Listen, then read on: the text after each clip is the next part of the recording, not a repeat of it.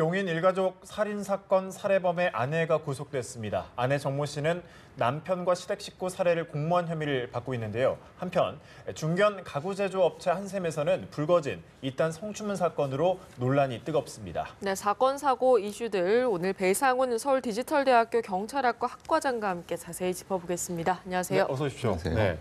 용인 일가족 살해범의 아내가 이제 영장 심사 결과 구속이 됐거든요. 처음에는 몰랐다고 계속해서 부인을 하다가 나중엔 번복을 했는데 왜 이런 심리가 보여지는 건가요? 기본적으로 이 예. 사건의 전체적인 그 틀을 봤을 때 둘 사이에 어떤 주도권이 있었을까가 사실은 판단의 기준이 됩니다. 말하면 우리가 지금까지 봐온 것은 남편은 주범이고 부인은 종범이라고 아니면 뭐 공범이나 이런 예. 식으로 생각을 했는데 프로파일들이 보는 입장은 뭐냐면 다릅니다. 뭐냐면 이 부부가 평소에도 결정을 할 때 누가 주도권을 쥐었는가가 가장 핵심적인 포인트고요.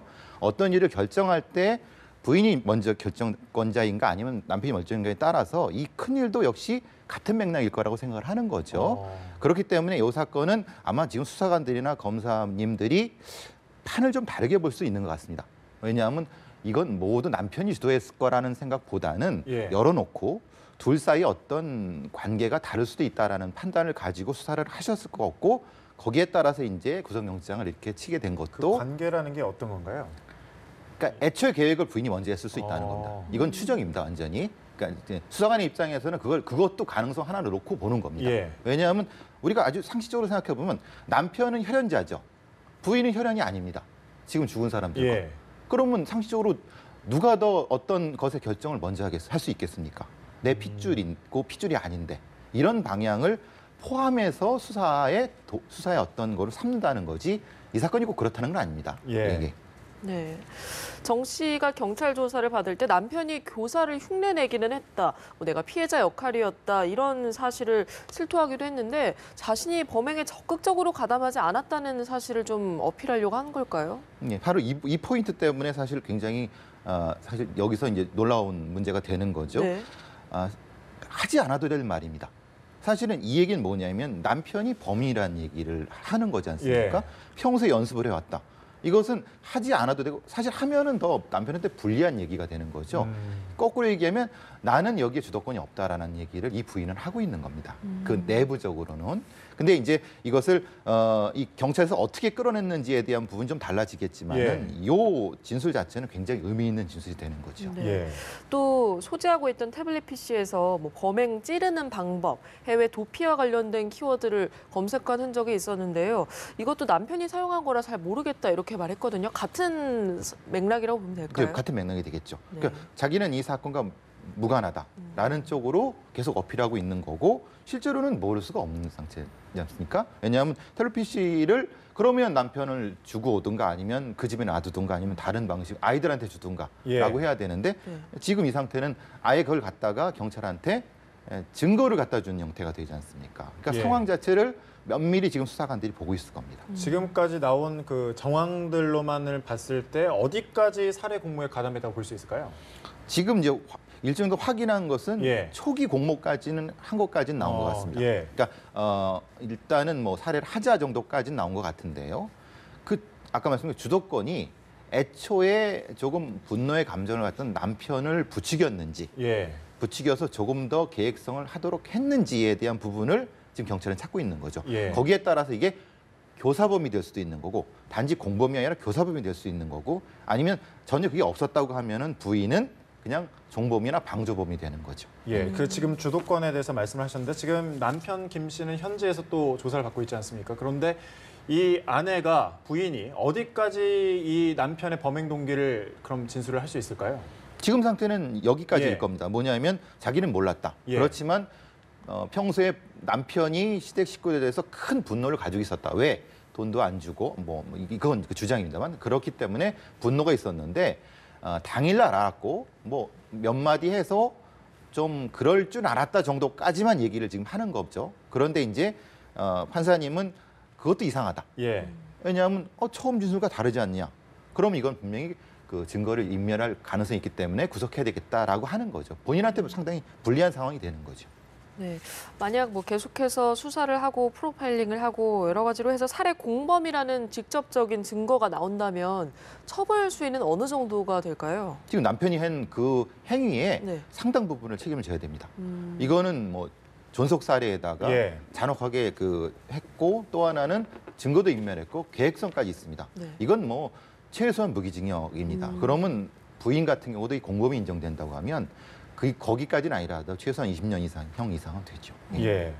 다음 주제로 한번 넘어가 볼게요. 종합 가구업체죠. 한샘에서 사내 성폭행 사건 논란이 일파만파로 번지고 있는데 그 성폭행 가해자로 지목된 인물 또한 또 자기는 좀 억울하다, 결백을 호소하는 글을 올려서 또 논란이 되고 있잖아요.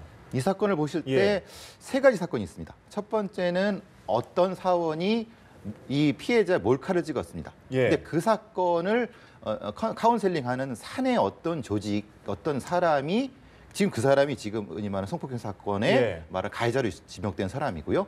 이 사건을 뭐 무마하려고 했는데 어떤 인사팀장이 또 개입을 해갖고 피해자한테 좀 부적절한 행위를 했던 이 세 사건인데요. 이 세 사건이 전체적으로 연결된 사건이라는 겁니다. 그러니까 독립적으로 보면 이건 이해할 수가 없는 거고요. 예. 만약에 이런 문제가 되는 거죠. 저는 이제 범죄 심리하는 사람들은 지연된 상황 인식이라는 말을 씁니다. 그러니까 말하자면 어떤 한 여성이 사회초년의 여성이 전체적인 상황을 파악할 수 있느냐 없느냐.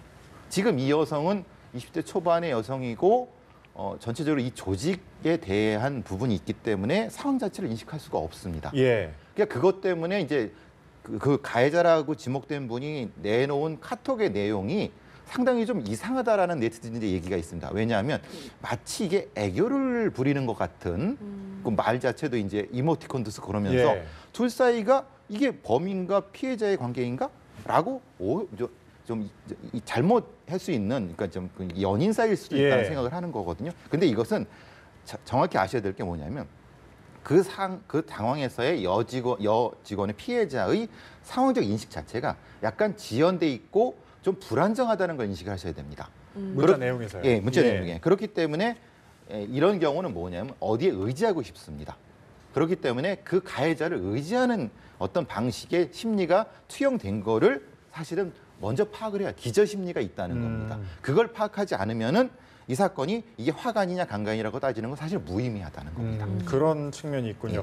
이 남성이 또 실제로 메시지를 공개를 했을 때 화기애애한 분위기 속에서 뭐 대화를 주고받았다고 하지만 사회적인 위치로 보면 이 여사원은 어디까지나 좀 약간 회사를 늦게 들어간 입장이고 그럼 상사지 않습니까, 남자는? 그럼 이 상황에서 상사에게 사실 함부로 메시지를 보낼 수 없지 않냐 이런 측면도 존재하지 않습니까? 그렇죠. 예. 그러니까 이제 이 상황 자체는 뭐냐면 그 이른바 그 메시지를 보낸 가해자의 입장은 뭐냐면 위계가 높은 사람입니다. 예. 그렇죠? 그러니까 이 피해자의 생사 여탈권을 가지고 있는 사람인 거죠. 이게 보통 선량한 관리자의 거를 못한 거죠. 이 가해자 예. 부분은 그 부분이 가만히 돼야 되는 거고 그것을 기저 심리로 했을 때 이 두 사람 사이에 카톡의 내용을 분석을 해봐야 되는 거지. 그냥 보통 연인 사이에서 이거는 사실은 말이 안 된다는 겁니다. 그러니까 배경이 좀 필요하군요. 그렇죠. 예. 이것이 진짜 화간인지 강간인지는 차후의 문제지만은 기저 심리를 분석하지 않았을 때 이거는 아무런 의미가 없다는 겁니다. 예. 네. 이 사건의 시발점이죠. 화장실에서 몰카 피해를 봤습니다. 뭐 공공 화장실도 아니고 회사 화장실에서 이렇게 몰카를 당했다고 하니까 참 충격적인 것 같아요. 그래서 이제 한샘이 욕을 먹는 게 그런 거죠. 아니 이런 여성 감수성이 너무 떨어진다. 그리고 성폭력 감수성이 너무 떨어진다.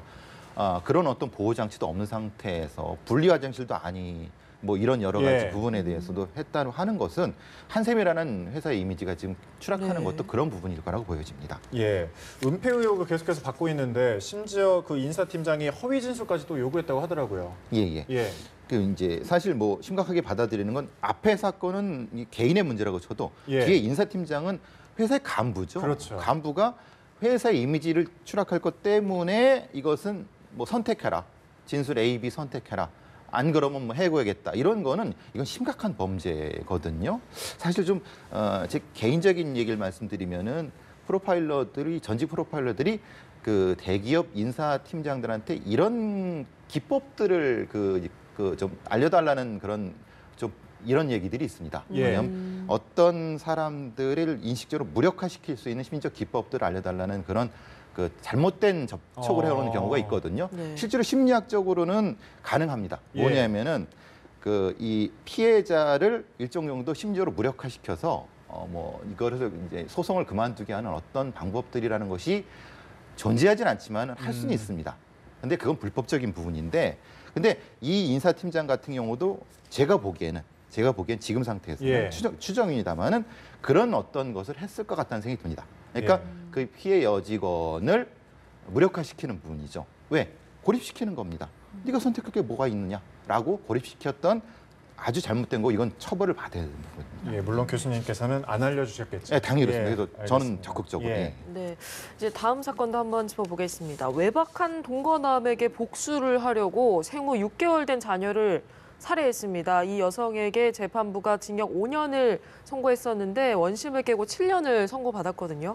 범행이 이르게 된 피해자의 심리 상태는 도대체 어떻게 봐야 할까요? 실제로 이런 걸 이제 분석해 달라고 했을 때는 네. 가장 먼저 진화 심리학 얘기를 합니다. 예. 이게 이제 포괄적으로 영화 사례에 대한 부분인데요. 이게 이제 거꾸로 보게 되면 어떻게 되냐면 유전자는 반반이지 않습니까? 예. 그 아이의 유전자의 반의 유전자가 그 자기한테 신뢰를 배신한 남자 유전자이지 않습니까? 그러니까 반은 자기 거지만은. 그래서 반이 자기 거에 대한 부분을 가지고 아이를 아주 사랑스럽게 하지만은 그 반대의 영향도 있는 겁니다. 이 아이의 가지고 있는 반의 유전자는 나한테 모욕감을 주고 나를 배신했던 남자의 유전자이기 때문에 분노가 그만큼 올라오는 겁니다. 이게 사실은 이 양가 감정이라고 하죠. 그래서 이제 보통 이런 것은 사회 제도적으로 이거를 그 차단해주는 역할이 있습니다. 사실은 이거 말고라도 많은 어떤 사랑의 요소들이 있지 않습니까? 그런데 예. 현실적으로 주변의 어떤 도움의 요소가 차단된 초반에 20대 초반 아니면 10대 후반의 여성들이 선택하는 것 중에 하나가 우리 인간 내부에 감춰져 있는 진화 심리학적 요소의 영화 사례에 대한 그런 요소들이 작용한다고 볼 수 있는 겁니다. 그렇기 때문에 이 아이를 범행의 대상으로 봤다. 반의 유전자는 남편 거니까 이렇게 그럼 해석을 해도 되는 건가요? 그렇죠. 실제로? 그 해는 건데 예. 보통의 경우는 그렇지 않죠. 왜냐하면 주변에 도와줄 사람이 많지 않습니까? 예. 가족도 있고. 근데 이 여성 같은 경우는 어떤 이유에서인지 주변의 가족들이라든가 아니면 어떤 부분에 도움의 손길이 없는 상태에서 예. 이 여성이 선택하는 극단적인 것, 물론 잘못된 겁니다. 그거를 이렇게 설명하는 데는 이렇게 설명하는데 분명히 잘못된 부분인 거죠. 생명은 아무도 함부로 할 수 없는 거죠. 그렇죠. 네, 알겠습니다. 알겠습니다. 지금까지 배상훈 서울디지털대학교 경찰학과 학과장과 다양한 사건, 사고 이슈 짚어봤습니다. 고맙습니다. 고맙습니다.